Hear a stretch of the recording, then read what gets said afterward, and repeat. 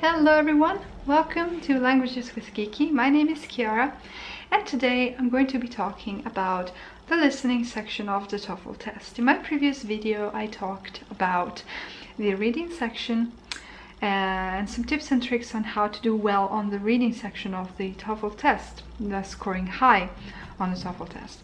So today I'm going to be talking about the listening. In my opinion, it is very easy. So don't be stressed about it. I mentioned in my last video that I want these videos to be motivational, and I especially want to dedicate these videos to stressed out students who are really afraid of taking the test or taking exams in general. So first of all, if you use English on a daily basis, if you can communicate with a native speaker, and if you can understand books in English, you can understand songs, you can just make yourself be understood by someone who is native in that language, you should be good to go. You shouldn't worry too much. But if you feel like you still struggle to understand some accents, or you struggle with your reading, you struggle with your listening, I would say just allow yourself to have more time to study for the TOEFL test. So schedule it a bit later. Give yourself a few months longer if you can. But if you are in a hurry and you have to take it because of work, because of studies, whatever, just don't panic. You're going to do fine. Just try to see what are your areas of uncertainty, what makes you most afraid, for example the speaking part or the listening part, and try to exercise. So practice is key when it comes to any sort of test, but especially the TOEFL test. You really need to get familiar to the type of tests that you're going to be facing the day of the exam. So okay, for the listening section, you're going to listen to either a conversation between two people, a lecture. It might be very useful to listen to a couple of lectures on YouTube, for example. I recommended in my last video buying one of those big bulky books with all the TOEFL tests, and I really recommend that you invest in one of those books, because that way you have a lot of lectures to listen to, you have a lot of material, and that's going to be really useful, because obviously it's what previously got in the actual test. So you will have a chance to understand what type of text you will find. But if you don't have that opportunity, or you just want some extra content, yes, just listen to some lectures on YouTube. It can be biology, chemistry, astronomy, it can be economy, or literature, or psychology. Those are the main topics of a lecture. As far as conversations are concerned, they are fairly easy. You might want to focus on college vocabulary, because college vocabulary is very appreciated when you take the TOEFL test, and some words are really related to the US and come from the US and are mostly used in the US, so you might want to familiarize with those words.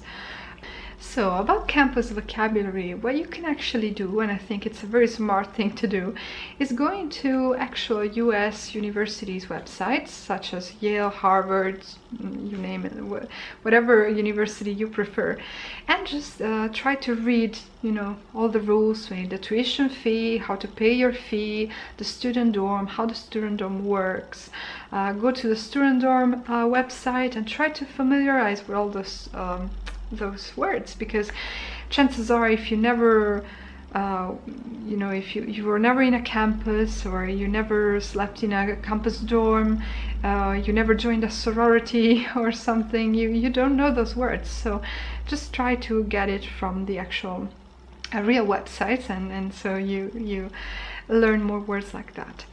Then I think one of the most interesting aspects, and maybe the challenging aspects of this section of the test, is the fact that you will have lots of people around you when you take the test, and it's very distracting, especially when you're trying to listen to something what I recommend is that when you practice for your listening section at home, you open your window if you live in a busy area, or you actually take your laptop or your device to a cafe and you try to listen to it there. Also, put your volume to lowest, because chances are, if you can understand something with your volume low and a lot of noise around you, you will be good to go the day of the exam, and you won't be overwhelmed when you hear a lot of people talking around you. And they're going to be talking when you do your reading section, or going to be talking throughout the test, because every person is doing, you know, is taking different parts and sections of the test as you take another one. So don't feel discouraged, and also try to sort of close yourself in a bubble. I really don't understand why TOEFL test centers don't have booths that you can, you know, lock yourself in and take your test in silence.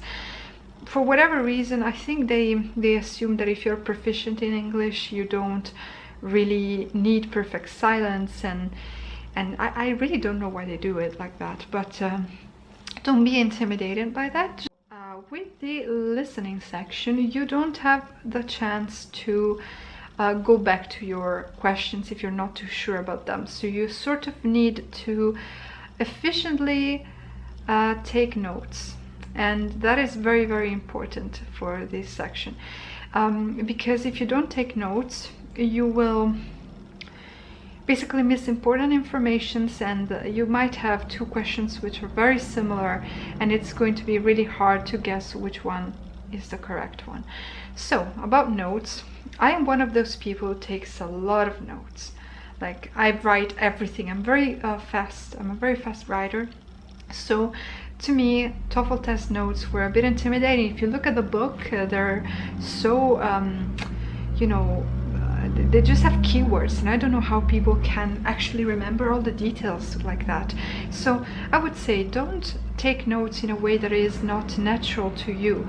Take notes in a way that is natural to you. If you like to write plenty, write plenty. If you don't like to write plenty, just write some keywords. If you're really good at remembering things, just keep in mind that in a noisy environment, you're stressed out because of your exam, you have a limited amount of time. You really want to take your notes and take them efficiently, so that you have all the answers that you need, and you can pass the listening section with a high score.